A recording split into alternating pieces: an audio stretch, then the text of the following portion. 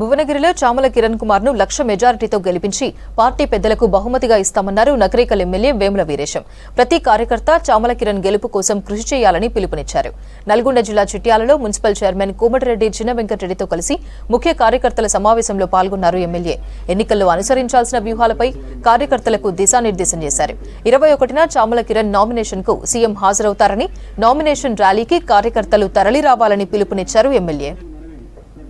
Parliament అభ్యర్థి చామల కిరణ్ కుమార్ రెడ్డి గెలుపు కోసం బూత్ స్థాయి నుంచి క్లస్టర్లు ఏర్పాటు చేసుకొని క్లస్టర్ వైజ్ గా బాధ్యతలు పెట్టుకొని రేపు ఈ మండలం చిట్యాల మండలం నుంచి అత్యధిక ఓట్ల మెజార్టీ ఇవ్వడం కోసం ఈ మండలంలో మండల బాధ్యులు, ప్రజాప్రతినిధులు, సీనియర్ నాయకులు, గ్రామ బాధ్యులు, గ్రామ ప్రజాప్రతినిధులు, మాజీ ప్రజాప్రతినిధులు అందరం కలిసి ఒక సమావేశాన్ని ఏర్పాటు చేసుకోవడం జరిగింది.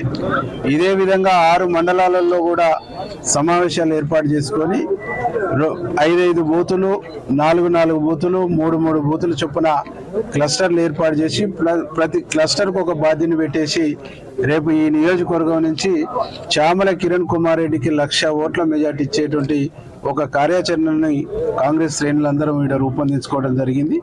డెఫినెట్లీ 1,00,000 ఓట్లు లీడ్ ఇచ్చేటువంటి ఒక కార్యక్రమం రేపు చేపట్టబోతా ఉన్నాం. దాంతోపాటు రేపు 4 గంటల నుంచి రావణపేట నుంచి మొదలుకొని ప్రతి మండల హెడ్ క్వార్టర్లో డోర్ టు డోర్ క్యాన్వసింగ్ కూడా రాత్రి 10 గంటల వరకు నగరికల్ వరకు అభ్యర్థి డోర్ టు డోర్ క్యాన్వసింగ్ కూడా ఉంది. దాన్ని కూడా మండలంలో ఉండేటువంటి ముఖ్యమైనటువంటి నాయకత్వం మొత్తం ప్రతి మండల హెడ్ క్వార్టర్లో రావణపేట, చిట్యాల, నారికడపల్లి, కట్టంగూరు, నెకరికల్లో హాజరు కావాలని కూడా మేము ఈ సందర్భంగా విజ్ఞప్తి చేయడం జరిగింది. దాంతోపాటు 21వ తారీఖు నాడు భువనగిరిలో నామినేషన్ కార్యక్రమం ఉంది.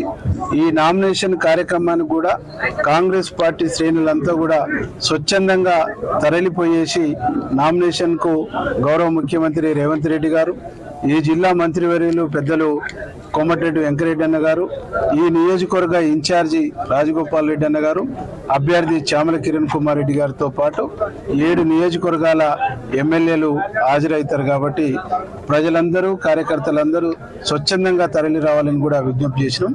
ఈ 3 కార్యక్రమాలు విజయవంతం అయిపోయిన తర్వాత